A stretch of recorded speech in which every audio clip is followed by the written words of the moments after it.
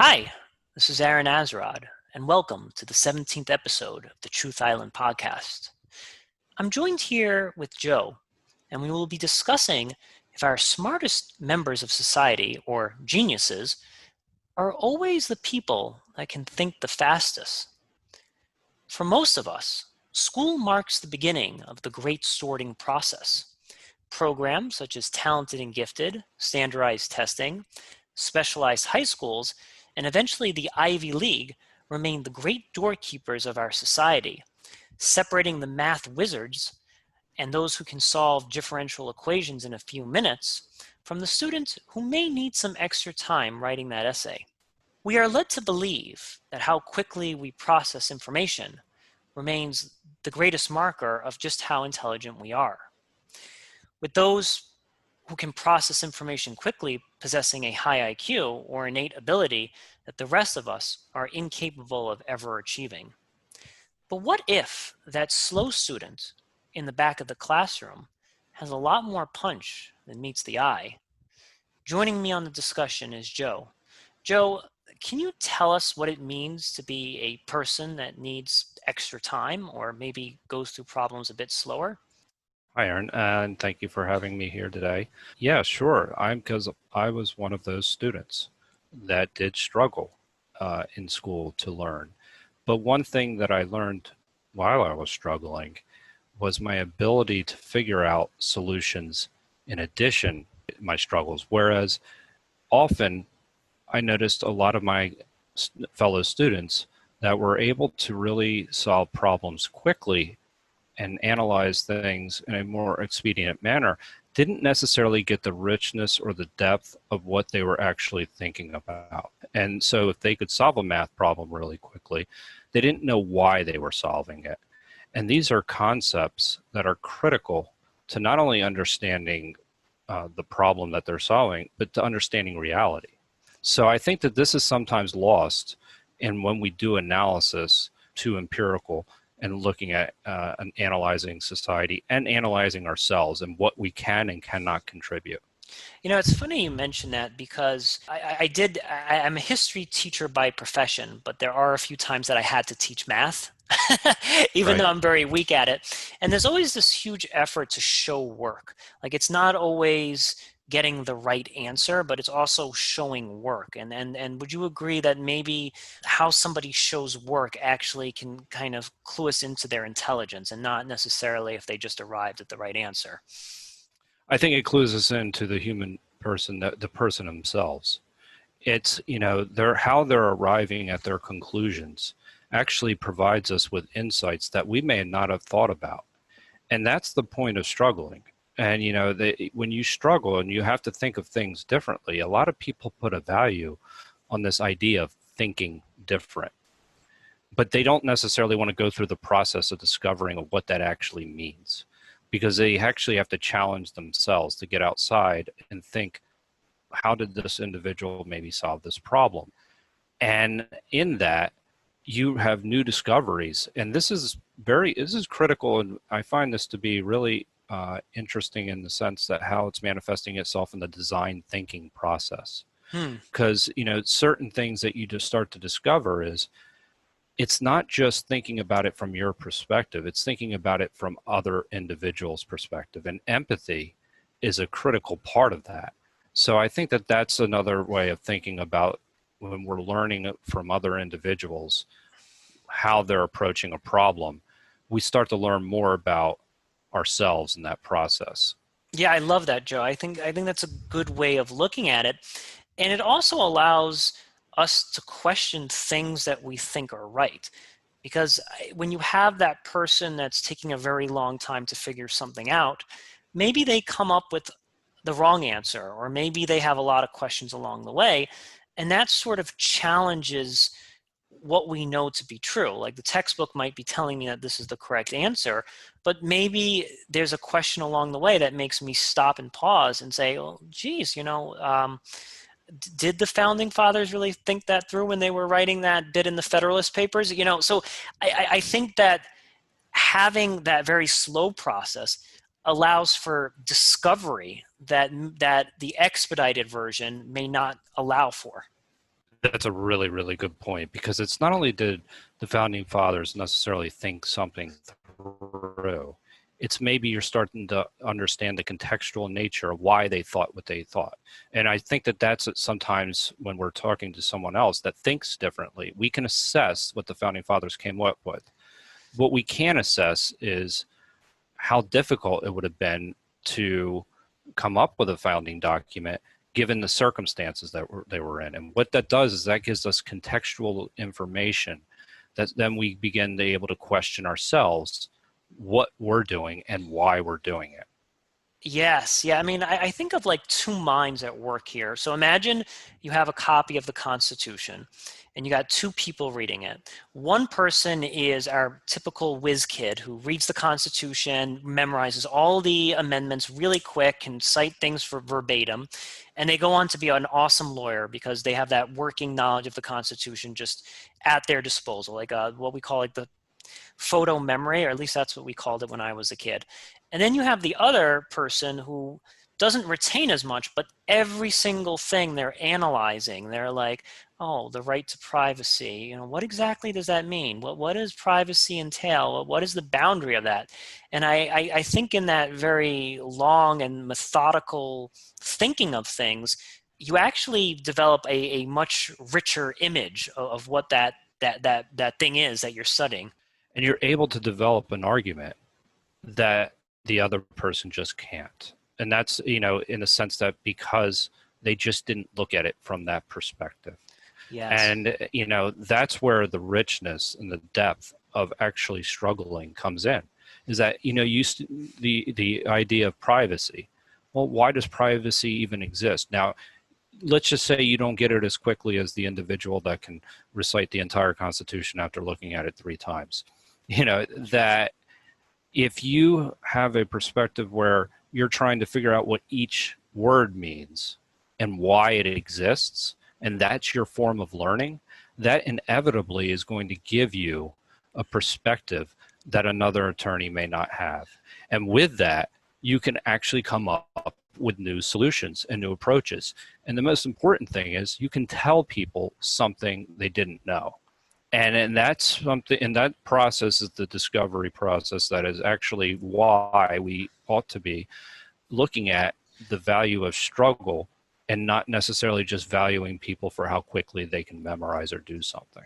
I thinking of this, and I like that we just jumped on this idea of attorneys, because attorneys are confrontational type people. And I like this idea that everything you're learning needs to be confrontational. So I think the person that kind of memorizes things quickly, they're not putting that much of a fight up. They're like, oh, well, if that's what the book says, then that's what the book says. And they're not really arguing it in their mind. They're just kind of absorbing it. They're like, this was written in a textbook, therefore it is the gospel, and therefore it's the truth, and I'm just going to memorize it.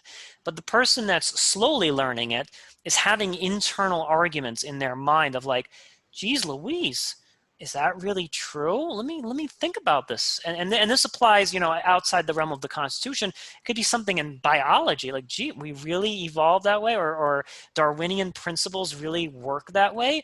And I think that conflict that you have with what you're learning leads to that richness in its in how you use that knowledge. I think that's so true. And I think we live in a society that doesn't encourage us to ask why.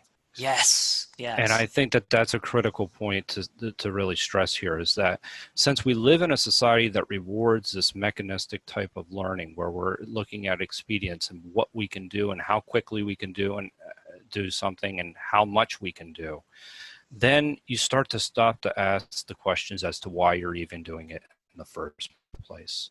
And then once once you lose that, I think that that's something that you lose a not only perspective, but you also lose empathy in this process. An empathy of understanding as to why something occurs and then what other people are actually going through. Yes, I think that the why. I remember when I was in elementary school. Do you remember the 5 Ws? Who, I what, don't where? know. Oh yeah. Who, So what, where, why? Yes, I'm yeah. sorry. I do. So I think of the 5 Ws.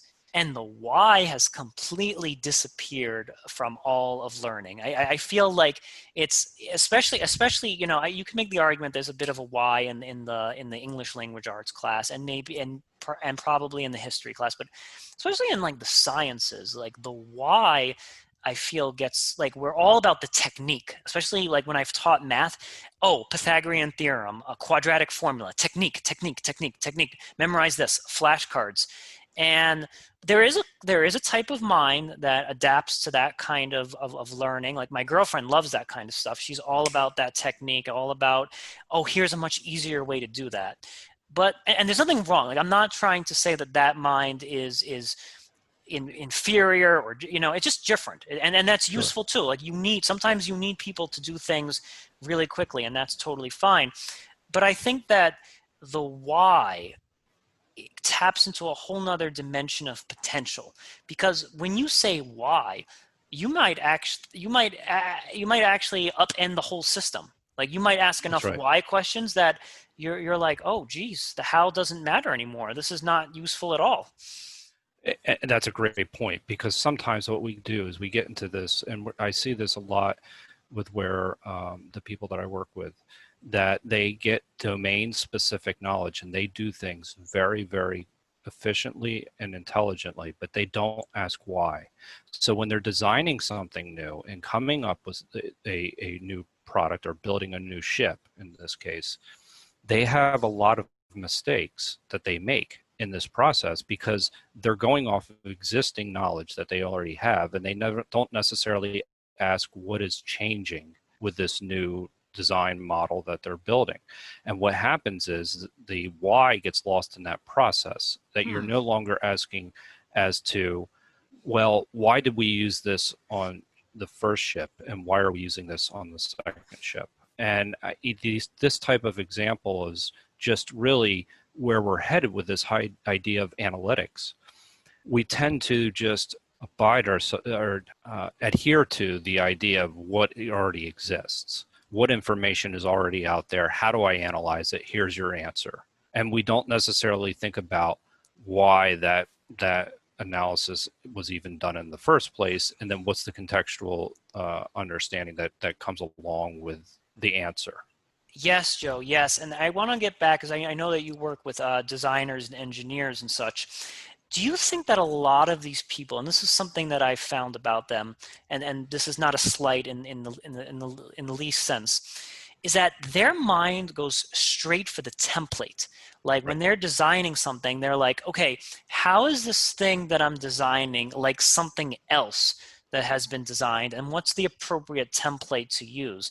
Whereas when they're tasked with having to design something for the first time or something completely new, that's where they kind of freeze, because there isn't a procedure and there isn't a template of design that they can fall back on. Am I getting that right? I think you're right. That's spot on. And because what you're getting to is the lack of imagination at that point, is that people get stuck in the ways of looking, the way they assess reality.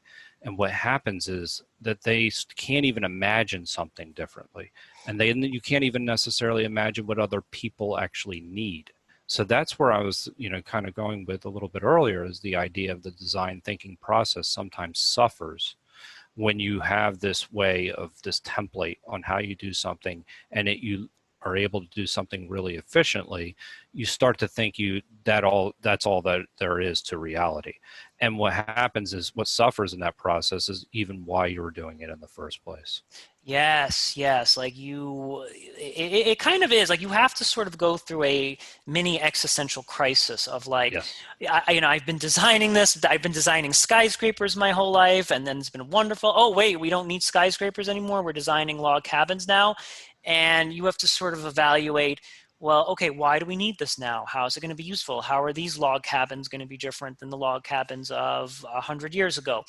And you really have to be creative, and you have to really think about what the intended purpose is. And I think with the template system, the template is just instructions. It's not necessarily a guide to life. It's not a guide as to how this new innovation and how this new invention is going to be applicable to people.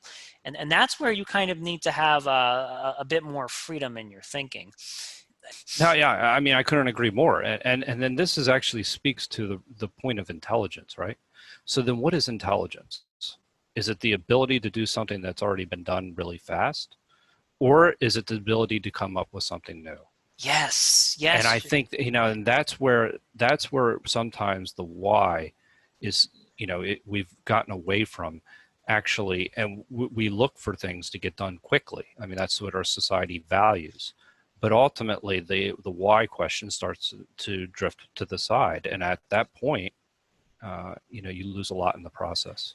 Yes, absolutely. Joe, that's so true. Like we're all about the efficiency and the why is drifting away. Now, I've worked a number of jobs from teaching to I've worked in fast food, especially in fast food. They want you to be quick.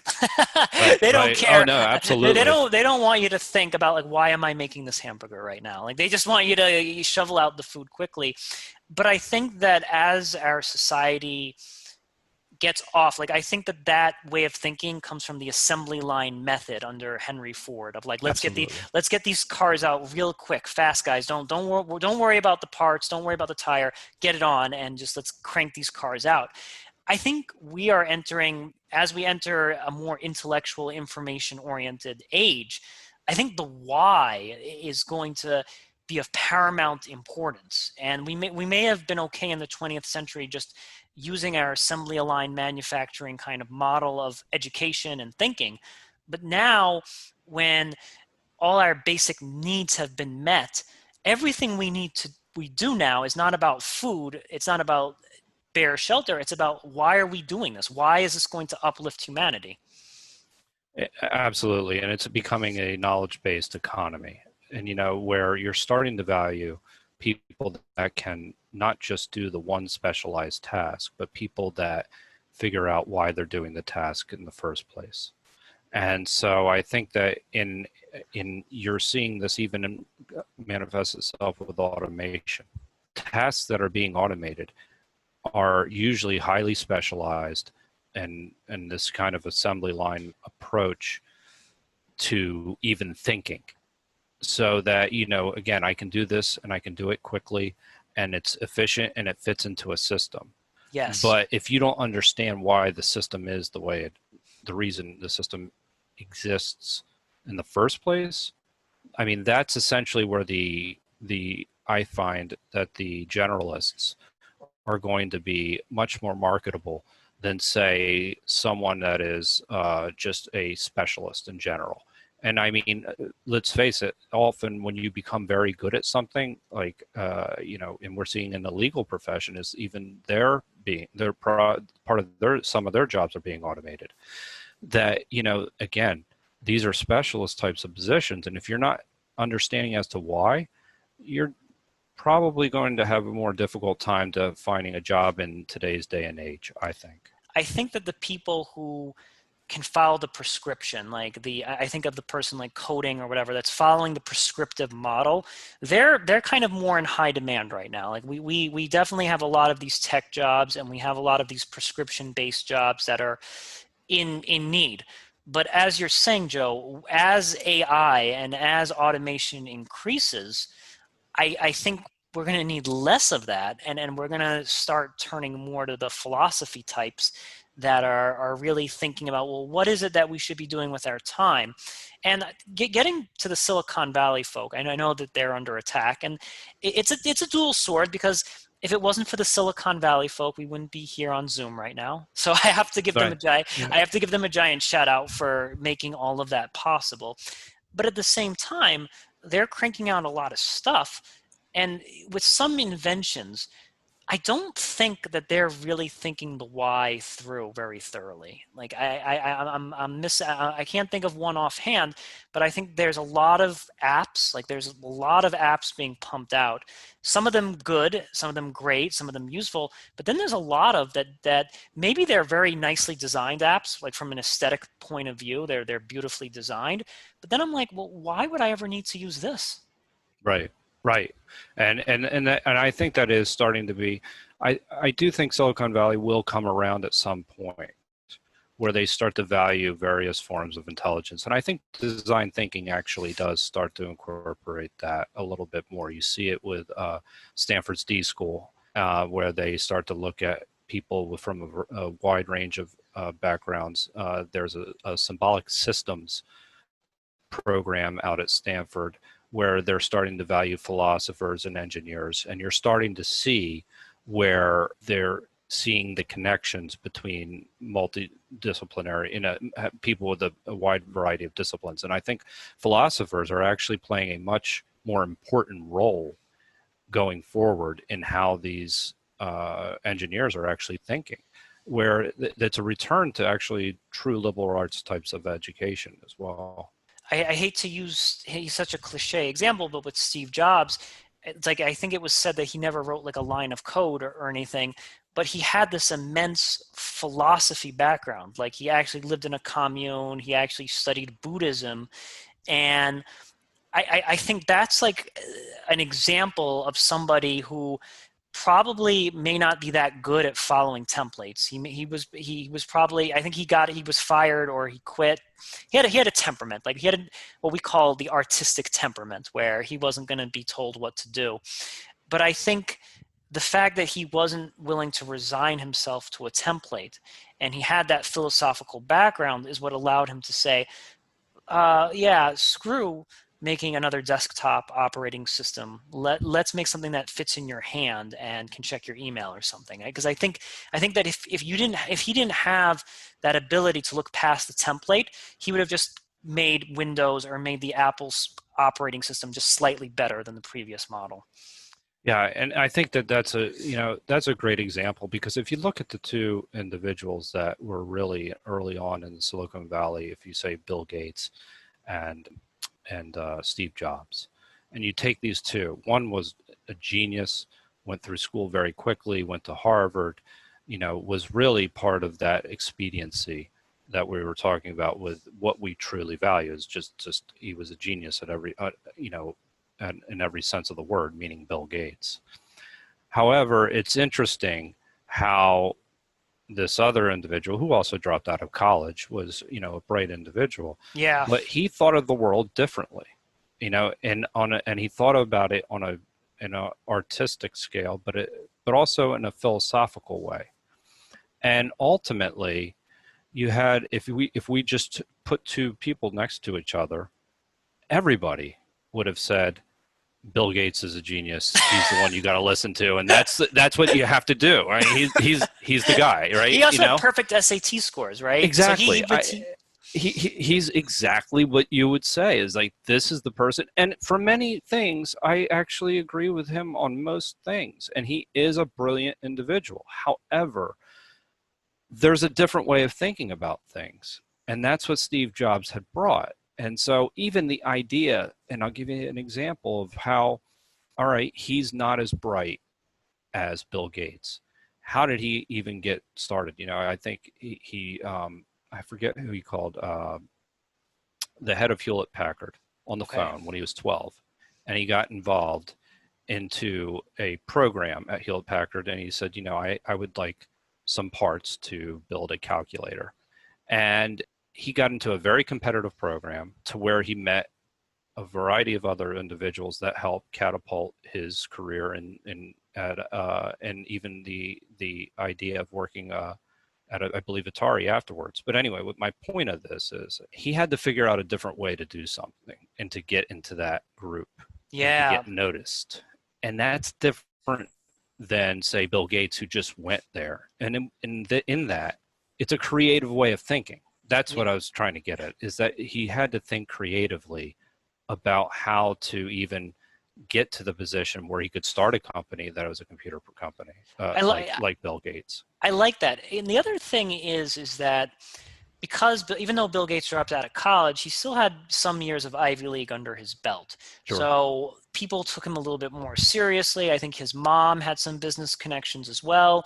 So I think that the true innovator not only is coming up with a revolutionary product, but they have to be the ones that find a creative way to get an into the castle of innovation in the first place. Like they have to, like, they're like a knight being like, how am I getting over this Ivy League moat of ideas that me and my public college, my 2 years of community college need to somehow transcend. And right off the bat, that takes a whole level of creativity as well, because you have to somehow market yourself, because you don't have that like Ivy League piece of paper that tells you your ideas are just as great. That's right. I mean, that's where it becomes something. You become something different. You have all these guys that went to, and girls that went to Ivy League schools, and that you're not them. Yeah, So how are you going to compete with them? sure. And that's what you have to ask yourself. And once you're able to answer that question, then that is part of the process of like saying, I have to think about things differently. And I've had to struggle my whole way through my entire life, my career. But I need to figure out, how do I compete with, the Ivy League or even, the elite schools that graduate, into engineers that graduate every year. And, in that process, you discover something. You discover something about yourself, and you also discover something about what makes them tick and what makes you tick. Mm. And that allows you to figure out a way to be successful. I love that, Joe. I think that's very inspiring about figuring out what tick and what motivates you. I want to turn the discussion a little bit and sort of think about this idea about why it is that we need to compete with the quick-minded Ivy League person. Like we kind of like automatically frame this discussion as in like, oh, they're the super, like, I think of a Mount Olympus. This is what I'm thinking here. Mount Olympus, if you get perfect SAT scores and you're super fast at solving math equations, you're deemed a god and you get to go to Mount Olympus, and everyone realizes that you're a god. And there is like a Hercules that comes along that's a demigod, and he can sort of build his way up into Mount Olympus. But I see it as a collaboration of like, hey, you're really good at doing things quickly. We got the right job for you. Hey, you have a more slower mind, but we also have a very wise mind. We have a job for you as well. So I kind of want to see our society move away from like it's the quick-minded versus the slow-minded in this perpetual war, and sort of see it as a collaborative effort. Absolutely. I mean, it has to be something where you're finding the value in what everyone brings to the table. And I think that is innovative in it of itself. Sometimes you're put into a situation where you're in very difficult circumstances, and it takes a certain amount of lateral thinking that actually, in order to make something, to get out of that situation and make the most of the situation that you're actually in. So I don't look at it as an either or kind of situation. I look at it as a both and so then what is it that the person that has to struggle and learn bring to the person that actually has that Ivy League school education and is able to do something very quickly, and it could be as simple as understanding what makes them tick and why they need to do what they do. Yeah. And so I think that, that part of it, sometimes we fail to ask, as we talked about a little bit already, we fail to ask that question. Sometimes, I've been exploring a little bit with a philosophy of life, you're asking the question why I'm doing something. And when you're really, really good at something, sometimes you don't even ask why, you just do it. Right. So Yes. I think that's something in that we need to find the value in what everybody brings to the table. I think that's the critical point when it comes to the idea of just not valuing somebody that does something very quickly. I think it's also valuing somebody that has to struggle. I think of like movie theaters as being a good example. So I think of the old time movie theaters, and I remember being a little kid, and I was only like 4 feet tall, and you prayed that a tall person wouldn't sit in front of you because you were like, oh man, we're all on the same plane. And if someone tall sits in front of me, then I can't see the film. But somewhere along the line, some engineer or some architect said, wait a minute, what if we design movie theaters in a graduated sense where, like, as you go back rows, it starts to rise and then everyone can kind of see the screen. And I think, like, if all of these engineers just kept on following the template of, like, okay, we put one seat in front of the other, and well, if a tall person sits in front of you and you can't see, tough luck. But then somebody else, one of these people, said, hey, well, why don't we just raise the row behind you a few feet so that everyone can kind of see the screen, regardless of who's sitting in front of you. And that's an example of a philosopher working with an engineer and sort of breaking the template, if you would. Absolutely, breaking the template, and that's through empathy. You do you figure out the problem and you understand what the struggle is for the other individual.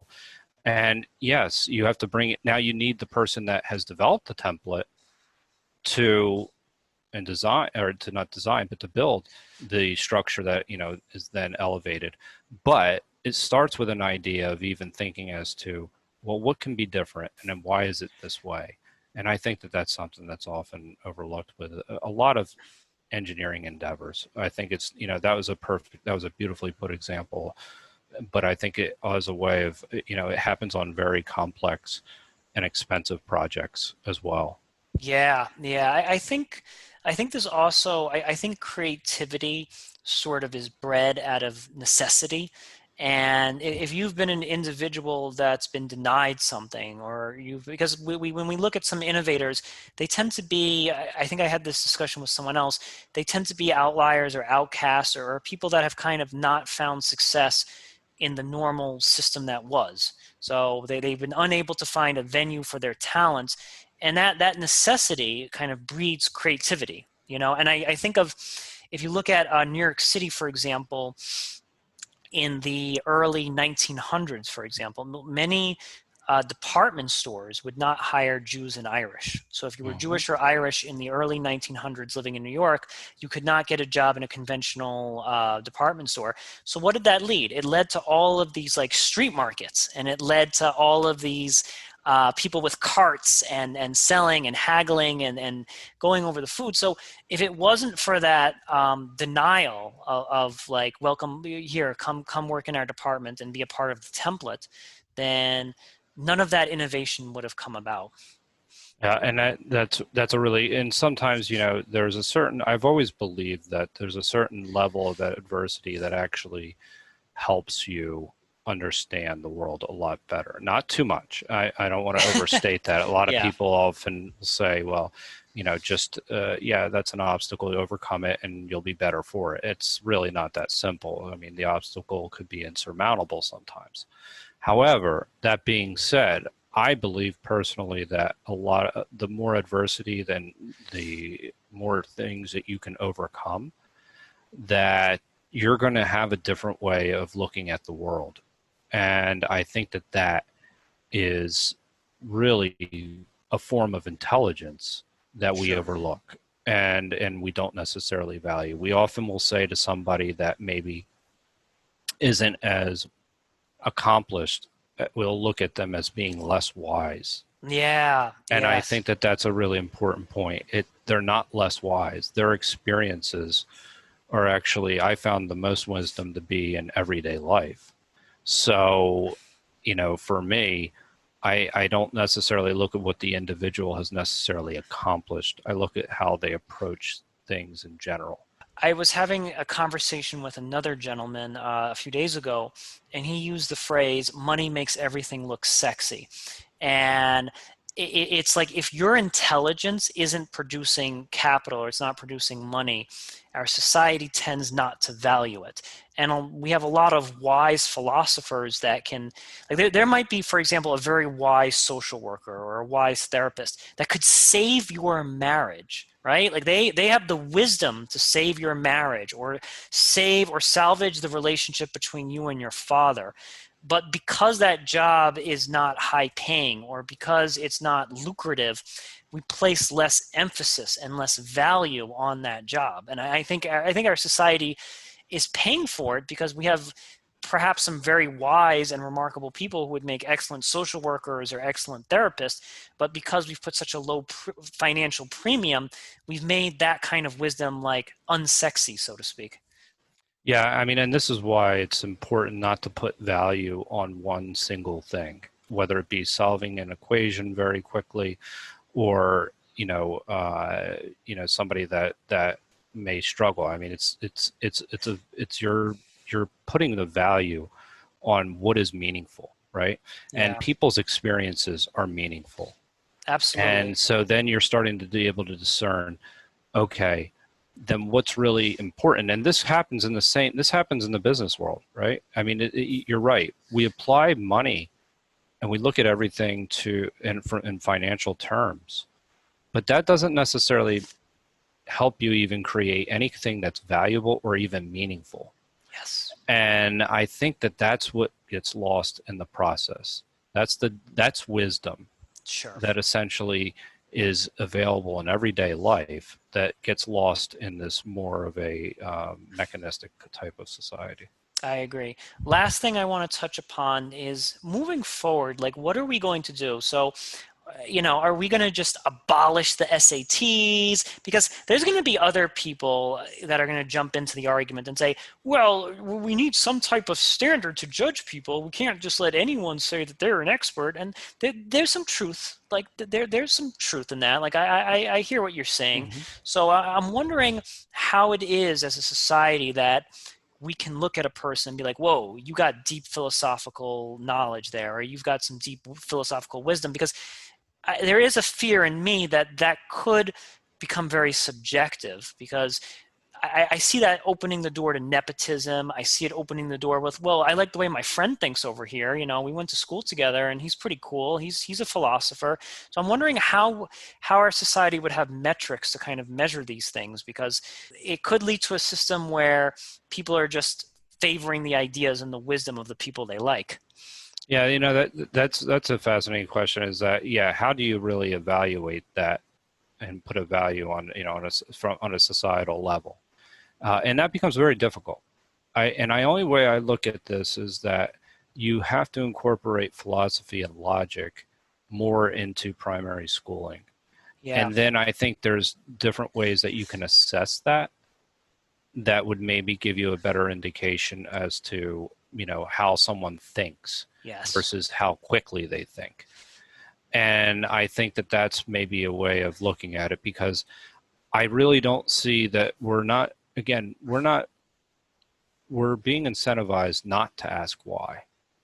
Yeah. And I think that you have to start to build a system that evaluates a person's curiosity and their ability to come up with solutions, irregardless of how quickly they do it. So I think that and you can develop, you can develop even metrics that assess that to a certain degree. You know, Um, it's Good. funny. I love what you just said about we need to develop metrics as to someone's curiosity. And it's like, what if we had a test where instead of writing down the right answer, you just wrote down a bunch of questions? Like Right, we right. wouldn't Absolutely. that be That's like great. the best test ever? It's like, I'm going to present something, a concept to you or some idea, and I want you to write down 10 questions. And like whoever comes up with the best questions has like the best kind of philosophical mindset. I mean, that could be a metric right there. Absolutely. I mean, because sometimes the value's in the questions. Yeah, yeah, It's not in the answers. And I think that our ability to ask questions, if I'm working with someone, and I'm training them, I know what they're seeing by the questions they ask and what I'm not communicating as well. sure. So I think the ability to ask questions is really critical, because it helps us not only assess, how the students are doing and how they're thinking, but it also helps us assess ourselves. And I think that that's a really important part of learning that we overlook. And that's a brilliant idea, as far as really seeing, okay, what are the list of questions that you have out of this essay? Yeah. and a way of valuing that. And you would look probably down at some of them and be like, well, I don't get it. And if they explained as to why they were thinking that, it would open up a new way of thinking for yourself as well. I mean, you'd start to arrive at seeing how people arrive at their conclusions, and Yes. that's a very valuable insight.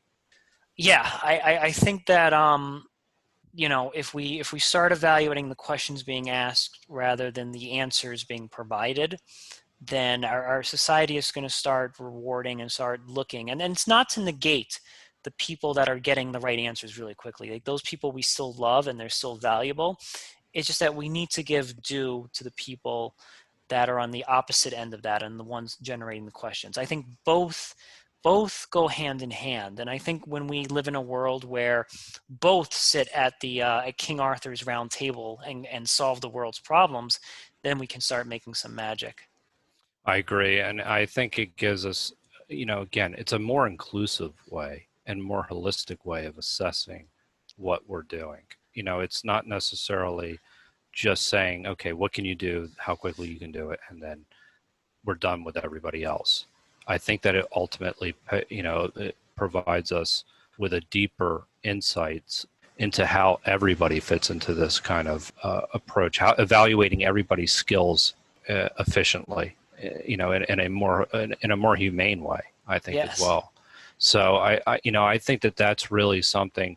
I think that by teaching logic and philosophy in primary school education, I think is kind of critical, because many of the things that I remember when I was growing up is I went from class to class, how much I can memorize in history, how quickly can I solve this math problem. That was just, and that's essentially it. I mean, you're just going from class to class very quickly and seeing how much you can absorb, and you'll learn how to write in that process. And yes, there's absolutely, you don't want to, lose the idea of some of the value that's gained from our current way of learning. But at the same time, I was never taught logic and how to Hmm. really think on a more broad scale, where I could say, okay, well, again, why am I doing this? To begin with, and I don't know. I'm not as familiar with the schooling system as you are, but I don't believe that's being taught right It's now. not. No, you've So got that spot on. It's not being taught, and it's not being valued for that matter. So, yes, like one positive thing about my grad school program is that there's no tests. Everything is a paper, and that kind of services folk like me who are not going to do well in a time setting where I'm looking at some multiple choice questions and I just gotta regurgitate information. But I think that our school system needs to kind of evolve and adapt and realize, like, hey, if you are a slower philosophical thinker, then perhaps writing a long essay on how to solve this problem is going to be a more accurate mirror into your intelligence than this standardized test. and that's a great way, because we're starting to understanding the power of framing and with questions and how people react in general, so that when you have a multiple choice test, somebody can arrive at a conclusion, and I bet you in a certain way you can almost justify the answer in certain cases. That the answer is, say, it's the choice of something being A, B, or C, or D, or and unless it's like 2, 4, or 6, like it's a number, it's a mathematical equation. But let's just say the answers, are one sentence answers, that you can start to interpret something and justify how you interpreted something. And I think that that's something that would be really valuable if a teacher came out and said, why did you answer this way, and the student were able to start to articulate exactly what they meant, and it may be logical. But Yeah. again, I think this all comes back to, how do we assess someone's logic, their Yes. ability, and I that's not clear to me. Really thought about that. It's a lot of introspection in general, but for on a personal level. But how do you assess that on a more societal level is a much more difficult question. It's funny. That reminds me of when I was taking a class for the GRE, and I consider myself pretty solid in the verbal section. Like I can do pretty well there. But I got to this one question and I was like, no, I think that the author meant this. I think this was the theme. And I pointed out several counter examples and we went back and forth. But ultimately the instructor was like, well, the answer's E. Like, I hear what you're saying, the answer's E. And I felt just so crushed in that moment because I came up with a bunch of like counter examples. And like he actually acknowledged like, yeah, I see where you're coming from. But the fact that we just had to resign ourselves to like, well, the book says the answer is E, and that's just it. We have to accept that and move on. I think that's the most soul crushing thing about education right now. I agree. I couldn't agree more. And actually, there was a operations management class that I was taking in college, where we were taking those types of tests. Where it was something almost it was an equation. It boiled down to, and I was fortunate enough to come across a professor that would give us multiple choice tests. And what happened was, I told them that, hey, look, this is not how I don't do well in these types of exams. So I asked him if I could write a paper instead. And he was kind enough to say, okay, if he didn't necessarily allow me not to take the test. I did take the test, but I could supplement my grade by writing a paper. Wow. And I think that that's an example of saying, all right, I understand, and I have to have standards for Sure. everyone, right? Everybody's got to take the test. I'm not going to switch the entire class because you want to write a paper. However, I will afford everyone the opportunity, to express as to how they think about this topic a little bit differently.